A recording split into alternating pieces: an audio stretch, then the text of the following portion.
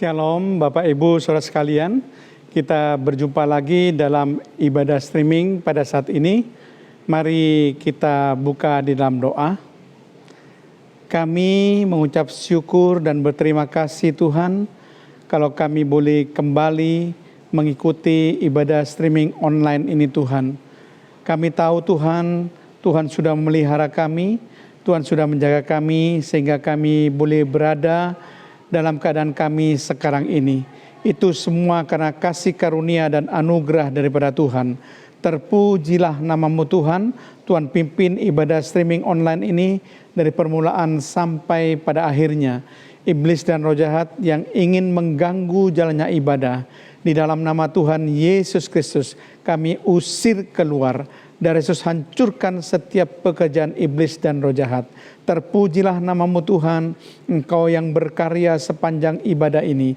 Di dalam nama Tuhan Yesus Kristus. Haleluya. Amin. Shalom, Bapak Ibu sekalian diberkati oleh nama Tuhan Yesus Kristus. Kalau hari ini kita masih diberkati, boleh beribadah meskipun lewat streaming. Tapi kita percaya, kita mau mengecap, mau merasakan betapa kasihnya Tuhan itu besar dalam kehidupan kita. Amin. Kecaplah dan lihatlah.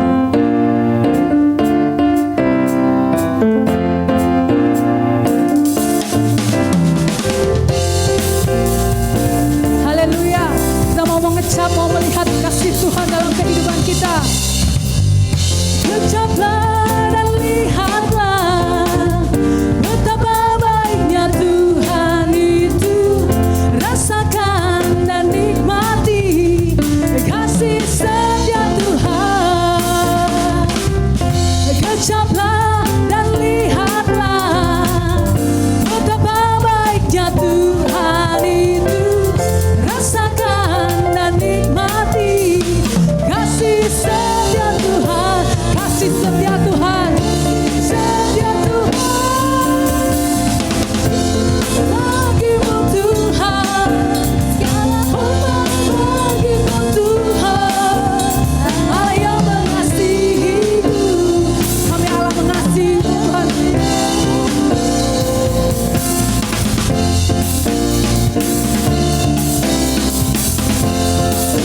Mengatakan kecaplah dan lihatlah.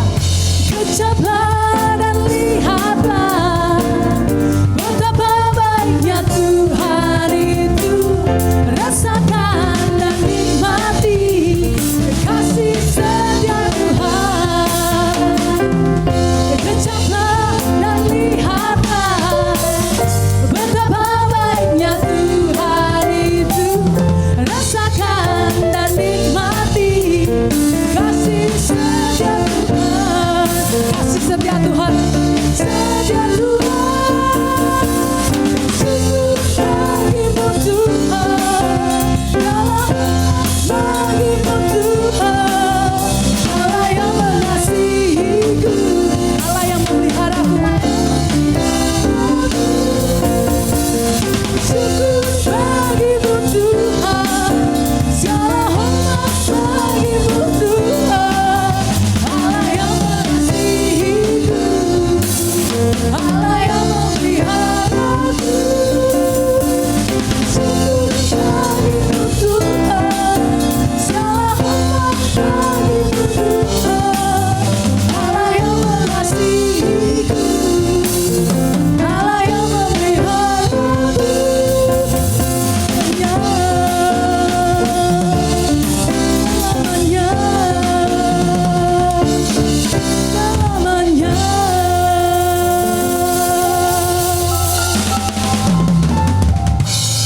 Diberkati oleh kasih Tuhan Yesus Kristus.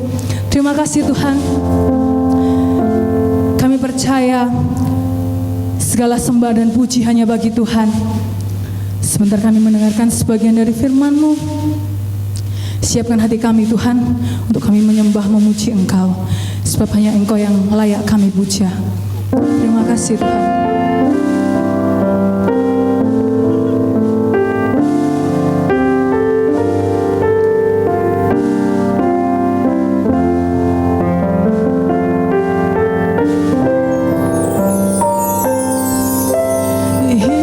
Yesus, kami puji.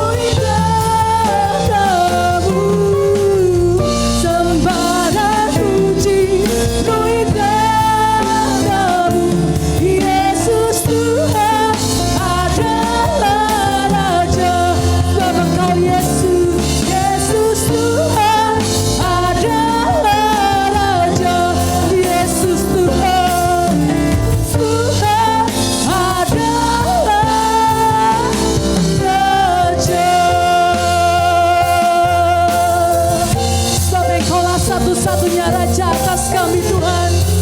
Terima kasih. Terima kasih Tuhan. Kami menyembah Kau Tuhan. Kami puji Engkau Tuhan. Terima kasih Tuhan. Terima kasih Tuhan. Haleluya. Haleluya. Terima kasih. Terima kasih Tuhan. Terima kasih. Terima kasih Tuhan. Bagi Dia segala pujian, hormat serta syukur, kekal selamanya. Bagi Dia segala pujian, hormat serta syukur, selama-lamanya. Bagi Dia segala pujian, hormat serta syukur, kekal selamanya. Bagi Dia segala pujian, hormat serta syukur, selama-lamanya.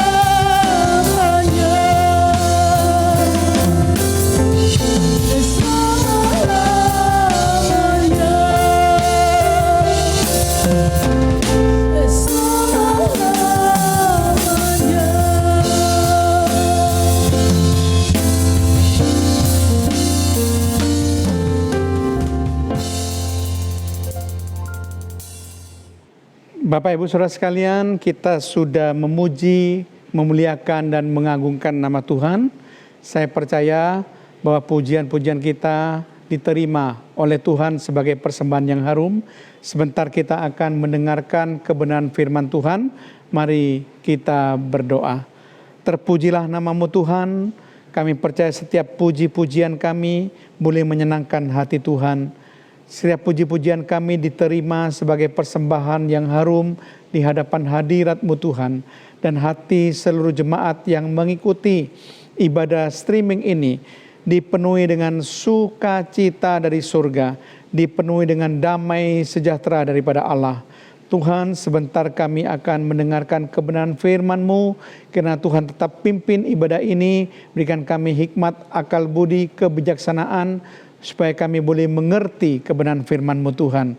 Dan hidup kami boleh menjadi lebih baik karena tuntunan dari firman-Mu. Di dalam nama Tuhan Yesus Kristus, kami pelaskan doa kami dan mengucap syukur. Haleluya. Amin. Bapak Ibu Saudara sekalian, saya harapkan keadaan Bapak Ibu sungguh-sungguh boleh diliputi dengan sukacita, dipenuhi dengan damai sejahtera. Kita tetap boleh bersukacita, bersorak-sorai dalam Tuhan, karena kita punya Allah yang sanggup memelihara hidup kita. Nah, saya ingin membawakan satu kebenaran firman Tuhan. Tema khotbah saya pada saat ini adalah hidup adalah pilihan. Sekali lagi, tema khotbah saya adalah hidup adalah pilihan. Nah, Bapak Ibu Saudara sekalian, kalau kita perhatikan dalam menjalani perjalanan hidup kita, maka kita selalu dihadapkan dengan pilihan-pilihan Bapak Ibu. Misalnya saja kita boleh memilih tersenyum atau marah. Kita boleh memilih memaafkan atau membalas. Kita boleh memilih kasih sayang atau membenci. Kita boleh memilih bersyukur atau mengeluh. Kita boleh memilih berharap atau berputus asa. Jadi akan banyak pilihan-pilihan yang kita akan hadapi di dalam kita menjalani hidup ini. Bahkan identitas kita pun itu merupakan sesuatu yang harus kita pikirkan. harus kita berdayakan, saudara. Karena memang menjadi laki-laki atau perempuan adalah masalah kelahiran, bukan masalah pilihan. Tetapi menjadi pria sejati atau menjadi wanita bijak itu adalah pilihan. Jadi sekali lagi, menjadi laki-laki atau perempuan itu adalah masalah kelahiran, itu bukan pilihan karena Tuhan yang menentukan. Tetapi menjadi pria sejati, menjadi wanita bijak, itu pilihan kita. Bagaimana kita menata hidup kita sehingga kita bisa menjadi pria yang sejati atau wanita bijak. Hidup adalah sebuah pilihan. Kita akan menjadi apa yang kita pilih. Jadi saudara menjadi apa tergantung dari pilihan daripada saudara. Apa dan bagaimana kondisi kita saat ini merupakan hasil pilihan kita pada masa lalu yang telah kita putuskan. Demikian pula sebaliknya, bagaimana masa depan kita tergantung dari pilihan kita yang harus kita putuskan pada saat ini. Sekali lagi saudara, bagaimana kondisi kita saat ini merupakan hasil pilihan kita pada masa lalu. Demikian pula bagaimana masa depan kita tergantung pilihan kita yang harus kita putuskan pada masa ini. Ya, saudara perhatikan, setiap langkah dalam kehidupan memang penuh dengan pilihan-pilihan yang harus kita putuskan. Dan pilihan kita akan menentukan masa depan kita. Jadi kalau pilihan yang benar akan membangun masa depan kita, sedangkan pilihan yang salah akan menghancurkan masa depan kita. Betapa pentingnya pilihan kita. Ingatlah ketika saudara memilih salah satu, itu berarti saudara harus melepas atau membuang yang lain. Tidak bisa memilih dua-duanya. Ketika kita harus membuat pilihan, kita harus memilih salah satu dan melepaskan yang lain atau membuang yang lain. Jadi saudara sekalian, saya akan berikan contoh di dalam Alkitab supaya kita bisa merenungkan dan bisa memilih yang terbaik untuk hidup kita. Di dalam Rut pasal yang pertama, ayat 19 sampai ayat yang ke-20. Kitab Rut pasal yang pertama, ayat 19 sampai 20, demikian bunyi firman Tuhan. Dan berjalanlah keduanya sampai mereka tiba di Betlehem. Ketika mereka masuk ke Betlehem, gemparlah seluruh kota itu karena mereka.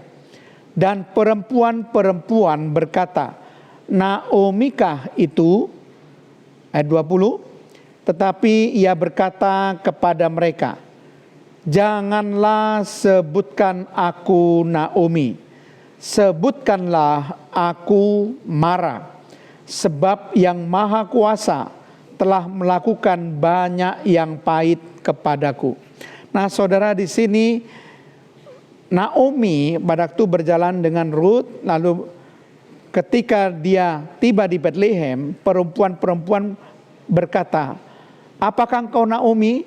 Lalu Naomi katakan, jangan engkau sebutkan aku Naomi, tapi sebutkanlah aku Mara. Nah, Naomi itu menunjukkan keadaan yang normal dari pribadi Naomi sendiri. Sedangkan Mara itu kehidupan yang penuh dengan kepahitan. Karena dikatakan di sini yang Maha Kuasa telah melakukan banyak yang pahit kepadaku. Maka nama Naomi dia ubah menjadi Mara. Supaya perempuan-perempuan itu menyebutkan dia bukan Naomi tetapi Mara. Jadi Naomi melambangkan kehidupan yang normal. Sedangkan Mara melambangkan kehidupan yang penuh dengan kepahitan. Jadi kalau saudara perhatikan bagaimana nasib dari Naomi ini sebelumnya, memang banyak sekali hal-hal pahit yang dia alami. Kalau saudara baca di dalam Rut pasal yang pertama ayat 3, dikatakan di situ, kemudian matilah Elimelek suami Naomi, sehingga perempuan itu tertinggal dengan kedua anaknya. Jadi hal pertama yang dialami oleh Naomi adalah matinya suaminya. Suaminya dipanggil Tuhan. Suaminya yang bernama Elimelek kemudian mati sehingga perempuan itu menjadi janda, ditinggalkan bersama dengan dua anaknya. Ya, belum cukup kematian dari suaminya Elimelek, Naomi mengalami lagi suatu tragedi saudara, yaitu dalam Rut pasal yang pertama ayat yang kelima dikatakan di situ, lalu matilah juga keduanya, yaitu kedua anaknya, yakni Mahlon dan Kilion, sehingga perempuan itu kehilangan kedua anaknya dan suaminya. Jadi anaknya juga mati dua-duanya.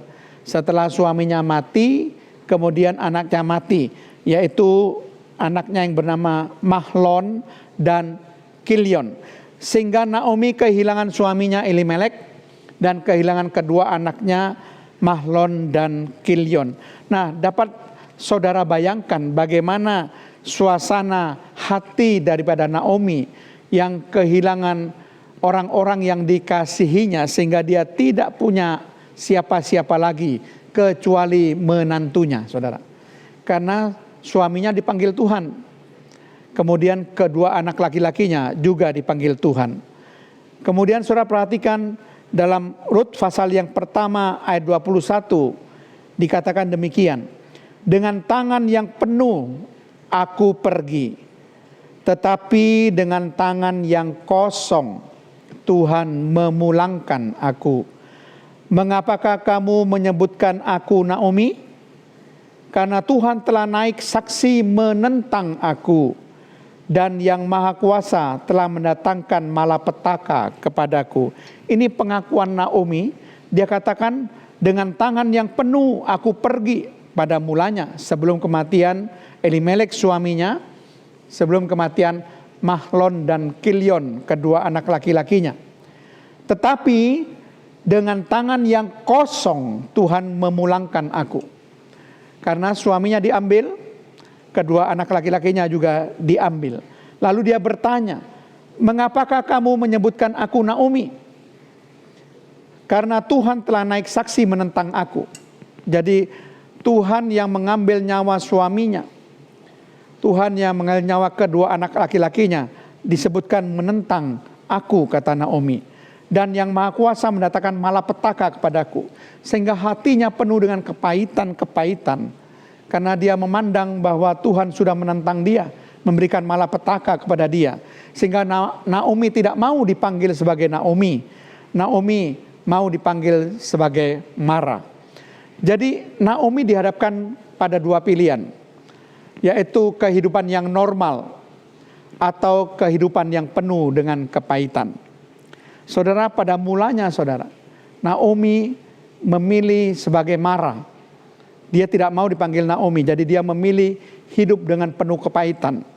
Tetapi untunglah saudara, pada akhirnya Naomi belajar untuk membuang segala macam kepahitan dan hidupnya kembali normal, menyenangkan seperti semula bersama dengan menantunya Rut yang diambil istri oleh Boas, saudara. Ya, saudara perhatikan, karena menantunya yang lain itu kembali ke daerah asalnya, tetapi Rut masih menyertai mertuanya Naomi. Naomi akhirnya membuat keputusan yang benar. Dia memilih kehidupan yang penuh kepahitan dan akhirnya kembali ke dalam kehidupan yang normal. Dia tahu bahwa Tuhan sudah menolong dia untuk mengatasi segala macam kepahitan itu. Ini pengakuan dari beberapa perempuan-perempuan ketika melihat kehidupan Naomi yang penuh diberkati dan bagaimana Rut diambil istri oleh Boas, penguasa pada saat itu. Mari kita baca Rut pasal 4 ayat 14, dikatakan demikian. Sebab itu perempuan-perempuan berkata kepada Naomi, terpujilah Tuhan yang telah rela menolong engkau pada hari ini. Perhatikan, terpujilah Tuhan yang telah rela menolong engkau pada hari ini. Dengan seorang penebus, termasyurlah kiranya nama anak itu di Israel. Jadi kehidupan Naomi berubah 180 derajat ketika dia memutuskan untuk meninggalkan kehidupannya yang pahit. Dia meninggalkan kehidupan yang penuh dengan kepahitan-kepahitan dan bisa menerima keadaan. Karena Tuhan punya rencana yang sempurna, saudara. Dan Tuhan menolong Naomi untuk meninggalkan semuanya itu. Ini adalah kehidupan pilihan yang harus dihadapi oleh Naomi. memilih hidup normal atau memilih hidup dengan kepahitan. Memang pada mulanya Naomi memiliki hidup penuh kepahitan, sehingga dia katakan, jangan panggil aku Naomi, tapi panggil aku Mara. Tetapi pada akhirnya dia memiliki kehidupan yang normal, kembali menghilangkan segala akar-akar pahitnya dan hidup bahagia bersama dengan Ruth, menantunya yang diambil menjadi istri oleh Boas. Boas menebus Naomi, dan Ruth dan tanah dari Naomi ditebus semuanya, dan Ruth diambil menjadi istri dari Boas, dan hidup Naomi menjadi berbahagia. Nah, contoh yang kedua tentang pilihan yang harus diambil itu adalah Ayub. Perhatikan Ayub pasal 9 ayat yang ke-18. Dikatakan demikian, yang tidak membiarkan aku bernafas, tetapi mengenyangkan aku dengan kepahitan. Ayub pun pada mulanya hidupnya penuh dengan kepahitan. Dia katakan, Tuhan tidak membiarkan aku bernafas, Tuhan mengenyangkan aku dengan kepahitan. Dan hal ini tidak heran, saudara, kalau kita melihat bagaimana beratnya penderitaan yang dialami oleh Ayub. Di dalam Ayub pasal yang kedua, ayat yang ke-13b dikatakan, seorang pun tidak mengucapkan sepatah kata kepadanya, karena mereka melihat bahwa sangat berat penderitaannya. Perhatikan, mereka melihat sangat berat penderitaannya. Nah, kalau kita mulai menganalisa bagaimana beratnya penderitaan dari Ayub, Ayub sebetulnya adalah orang yang terkaya di sebelah timur. Dia berasal dari tanah Uz. Disebutkan bahwa kekayaannya itu adalah 7.000 ekor kambing domba, 3.000 ekor unta, 500 pasang lembu, 500 keledai betina, budak-budak dalam jumlah yang sangat besar. Tapi seluruh harta bendanya dan ternaknya habis, dirampas oleh orang-orang Seba, disambar oleh api dari langit yang membakar dan memakan habis, dirampas oleh orang-orang Kasdim. Jadi saya perhatikan, seluruh harta bendanya itu habis, dirampas orang Seba dan Kasdim, dan api menyambar habis dari langit semua harta bendanya. Bahkan seluruh anak-anaknya meninggal dunia. Angin ribut bertiup merobohkan rumah di mana 7 anak laki-laki dan 3 anak perempuan Ayub sedang berpesta, sehingga ke-10 anak Ayub itu mati semuanya, tidak ada yang hidup. Lalu dari telapak kaki sampai ke batu kepalanya terkena bara yang busuk. Saking gatalnya Ayub sampai menggaruk badannya dengan sekeping beling karena tidak tahan gatalnya. Sudah kehilangan harta benda, kehilangan semua anak-anaknya, dia juga kehilangan kesehatannya. Dia menjadi sakit bara busuk dari telapak kaki sampai batu kepalanya. Juga disumpahi dan ditinggalkan oleh istrinya. Istrinya mengatakan, masih bertekunkah engkau dalam kesalehanmu? Kutukilah Allahmu dan matilah. Nah, saudara perhatikan baik-baik di sini. Ayub pun juga dihadapkan pada 2 pilihan. Dia tetap hidup dalam kepahitan karena dia mengalami penderitaan yang amat sangat berat, atau dia hidup kembali dalam kehidupan normal, bisa menerima apa yang terjadi. Karena kalau dia bisa menerima apa yang terjadi, maka dia akan menyerahkan hidupnya kepada Tuhan. Kalau Tuhan izinkan semuanya boleh terjadi, maka tentu ada maksud-maksud yang baik, tentu ada maksud-maksud tertentu yang Tuhan ingin lakukan dalam kehidupan Ayub. Jadi untung sekali, saudara, sama seperti Naomi yang bisa mencabut segala akar kepahitannya, Ayub pun juga bisa mencabut segala akar kepahitannya. Dia memilih untuk meninggalkan kehidupan yang penuh dengan kepahitan akibat perbuatan yang diizinkan Tuhan yang merampas segala yang dia punyai. Kita bisa melihat dalam Ayub pasal 42 ayat yang ke-10 dikatakan, lalu Tuhan memulihkan keadaan Ayub setelah ia meminta doa untuk sahabat-sahabatnya, dan Tuhan memberikan kepada Ayub 2 kali lipat dari segala kepunyaannya dahulu. Jadi Tuhan memulihkan keadaan Ayub 2 kali lipat dari semua kepunyaannya yang lalu. Ayub hidup berbahagia dengan keadaan yang 2 kali lipat dipulihkan oleh Tuhan, sehingga Ayub juga mengakui sebetulnya dalam Ayub pasal 42 ayat yang kelima bagaimana dia sudah dipulihkan oleh Tuhan dari kehidupan yang penuh dengan akar kepahitan. Dikatakan Ayub 42 ayat yang kelima, hanya dari kata orang saja aku mendengar tentang engkau, tetapi sekarang mataku sendiri memandang engkau. Jadi Ayub mengalami pengalaman-pengalaman secara pribadi dengan Tuhan yang akhirnya berakhir dengan kemenangan, di mana Ayub bisa mengalahkan hatinya yang penuh dengan kepahitan. Firman Tuhan juga memberikan nasihat pada kita supaya kita membuang segala kepahitan yang ada di dalam diri kita. Saudara bisa membaca dalam Efesus 4 ayat 31, di situ dengan jelas dikatakan segala kepahitan hendaklah dibuang dari antara kamu. Jadi segala kepahitan, baik kegeraman, baik kemarahan, baik pertikaian dan fitnah hendaklah dibuang dari antara kamu, demikian pula segala kejahatan. Jadi saudara, kita tidak boleh hidup dengan akar pahit. Kalau saudara pahit kepada seseorang, mari saudara ambil pilihan, kembali ke kehidupan normal. Buang segala macam kepahitan saudara, cabut segala akar kepahitan saudara. Karena firman Tuhan katakan buanglah segala kepahitan. Bahkan dalam Ibrani 12 ayat yang ke-15 dikatakan, jagalah supaya jangan ada seorang pun menjauhkan diri dari kasih karunia Allah, agar jangan tumbuh akar yang pahit yang menimbulkan kerusuhan dan yang mencemarkan banyak orang. Nah, perhatikan Ibrani 12 ayat 15 memberikan suatu nasihat kepada kita. Jangan tumbuh akar yang pahit dalam diri kita. Buatlah sebuah pilihan yang bijak. Mungkin saudara mengalami kepahitan terhadap seseorang pada saat ini. Maka ambillah keputusan, ambillah pilihan yang bijak, pilihan yang benar. Buanglah kehidupan yang penuh dengan akar kepahitan dan kembalilah ke kehidupan yang normal. Seperti Naomi bisa meninggalkan kehidupan yang penuh dengan kepahitan dan dia kembali ke kehidupan yang normal. Seperti Ayub, dia bisa meninggalkan kehidupan yang penuh dengan akar kepahitan dan dia bisa kembali ke kehidupan yang normal. Saya harapkan saudara demikian juga bisa membuang segala akar kepahitan. Hidup memang adalah pilihan. Anda yang menentukan bagaimana masa depan Anda. Mana yang Anda pilih, itu yang akan menentukan hidup saudara.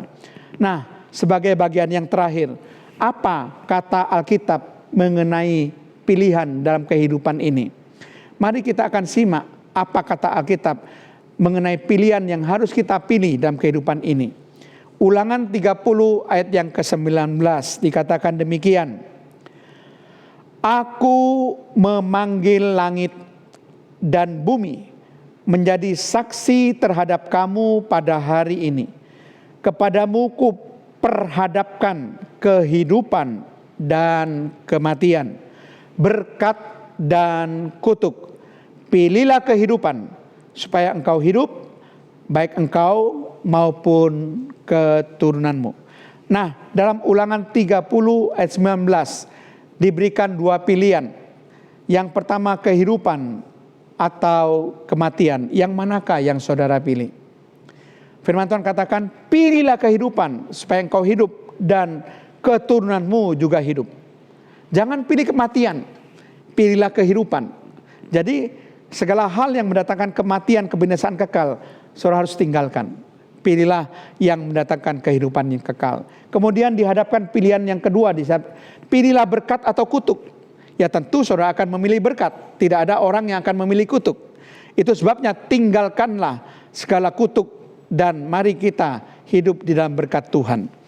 Jadi saudara, perkataan saudara yang penuh dengan kutuk, yang bernada negatif, itu harus saudara cabut di dalam nama Yesus. Supaya kuasa perkataan kutuk, perkataan negatif tidak terjadi dalam kehidupan saudara.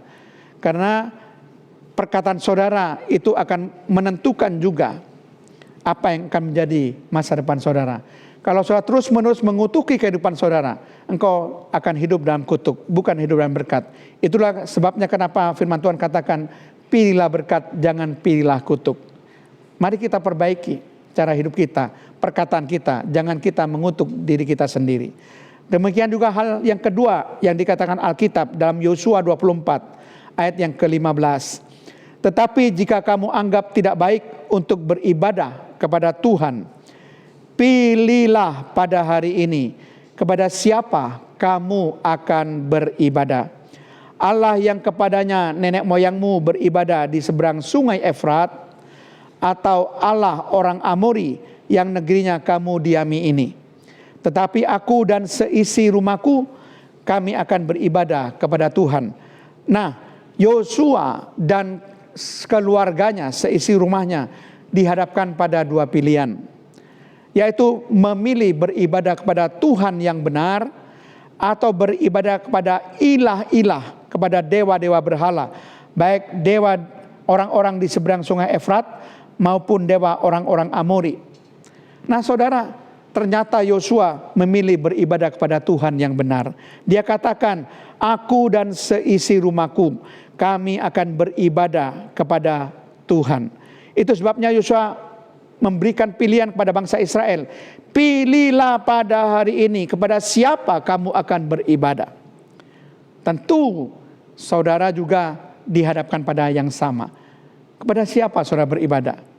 Tentu kepada Tuhan yang benar, yang bisa menjamin saudara, yang bisa memberikan kehidupan yang kekal bagi saudara, yang bisa membuat saudara itu bisa masuk surga, bisa selamat dan tinggal bersama dengan Yesus sampai selama-lamanya.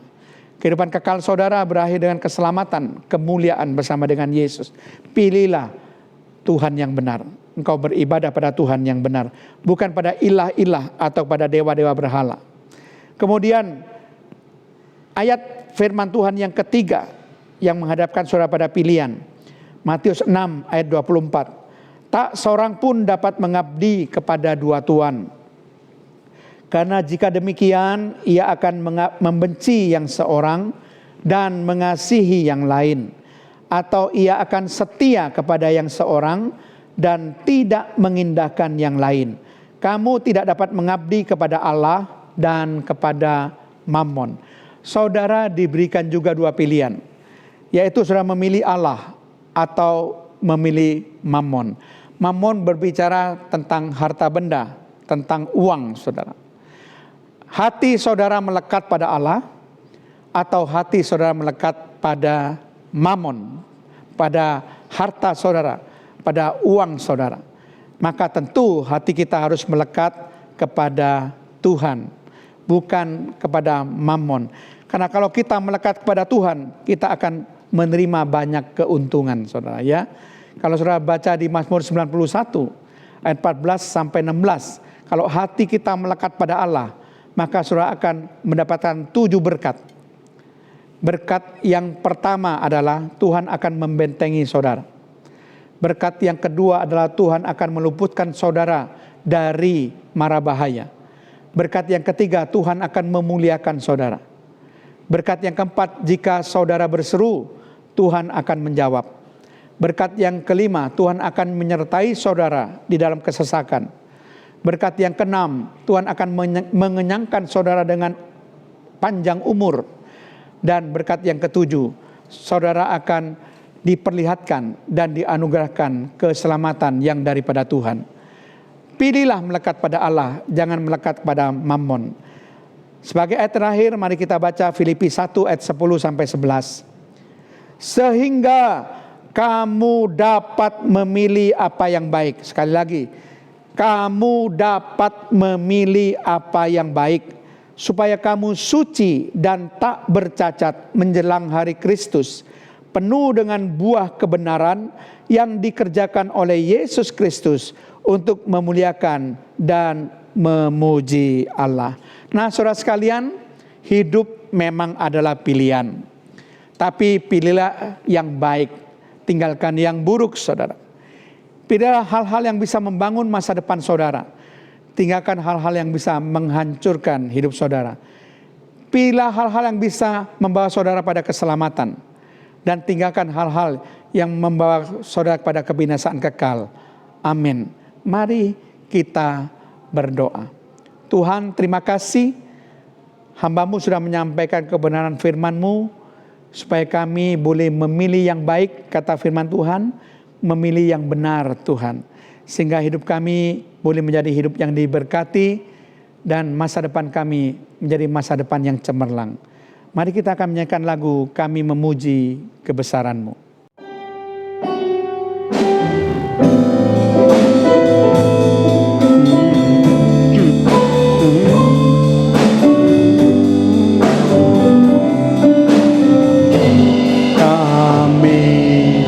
Memuji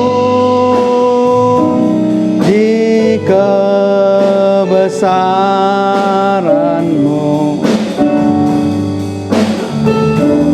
ajaib Tuhan, ajaib Tuhan. Kami memuji kebesaran-Mu, ajaib Tuhan, ajaib Tuhan, ajaib Tuhan,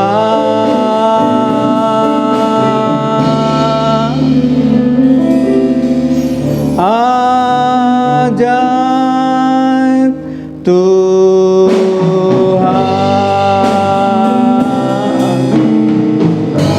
Terima kasih Tuhan, kalau kami boleh beribadah streaming pada saat ini. Tuhan sudah memimpin ibadah ini dari permulaan sampai pada akhirnya. Kami percaya seluruh jemaat boleh dijamah oleh Roh Kudus, dilawat setiap pribadi demi pribadi Tuhan. Dan mereka semua boleh diberkati oleh Tuhan. Berkati setiap persembahan persepuluhan yang diberikan oleh jemaat untuk gereja ini Tuhan, supaya pelayanan gereja ini boleh berlangsung dengan terus Tuhan, hanya karena kasih karunia-Mu. Kami berdoa berkat bagi seluruh jemaat di dalam nama Tuhan Yesus Kristus. Tuhan berkati seluruh jemaat dengan panjang umur, berkati dengan kesehatan ilahi, berkati setiap pekerjaan, usaha pelayanan jemaat, berkati dengan pemeliharaan Allah yang sempurna, berkati dengan perlindungannya, dan berkati dengan penyertaannya sampai selama-lamanya. Tuhan memberikan hari depan yang penuh harapan, masa depan yang sungguh ada, kata firman Tuhan. Terpujilah nama-Mu Tuhan, kasih karunia daripada Allah Bapa, cinta kasih Allah Putra, serta persekutuan Allah Roh Kudus memberkati dan menyertai kita semuanya mulai saat ini dan sampai selama-lamanya. Dalam nama Tuhan Yesus Kristus. Haleluya. Amin.